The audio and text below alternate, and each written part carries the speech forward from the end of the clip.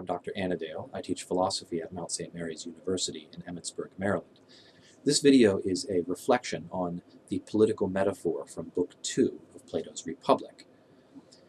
We are told by Plato that to learn about justice in the soul, we must first study justice in the ideal city. The city's institutions and parts will then tell us something about what souls are like and how they can be just. The first city Socrates describes is a simple city. The citizens have simple homes and furniture, they drink rainwater, they eat berries and acorns, and make only very basic baked bread. They have no high culture. They are basically a community of communist vegetarian hippies. All their needs are met, but they have no complex social institutions, no culture as we know it. Glaucon calls this a city fit for pigs.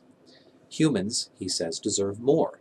Relishes, desserts, properly cooked food, great buildings, manners and culture, civilization.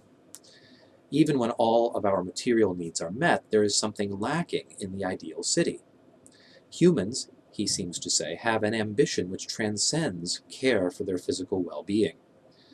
Socrates then describes the luxurious city, which will meet these higher wants in addition to basic physical needs. He calls this city feverish, though, in contrast to the simple city, which is healthy. Here, he says, we may find justice, but also injustice. Now, the luxurious city is larger and more complex, it has far more specialization, and it has social classes. Most importantly, the luxurious city relies upon institutionalized violence, which is absent from the simple city. It needs this in order to conquer its neighbors and secure resources, in order to defend its greater wealth from invaders and robbers, and in order to police its much larger and more diverse population, which have less in common with each other than the simple city citizens. So there must be a social class which specializes in the use of force for the city's sake. Their use of violence must be carefully directed so that the city is not destroyed by it. The next books of Republic are about forming the guardians so that they will be able to use violence well and not badly.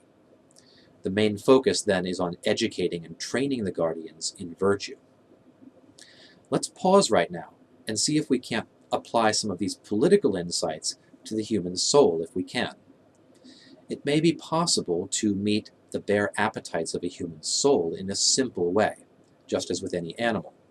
But there is something different about humans, Glaucon suggests, a longing, an ambition for something higher. This transcendent drive in the human soul is connected somehow with violence, which may destroy the soul if it is not channeled and governed properly. This requires training in self-control from a very early age.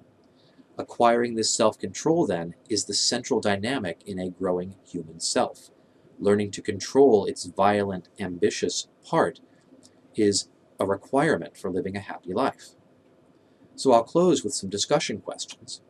What is this tendency in human selves that separates us from animals and at the same time threatens to undo us completely, unless it is made virtuous and made to serve the interests of the whole self? Is it some violent part or instinct in the soul?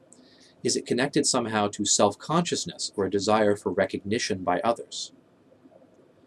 That's my reflection on the political metaphor in Book 2 of Plato's Republic, with some discussion questions. I look forward to discussing it with you later on. Thanks for watching today. Goodbye.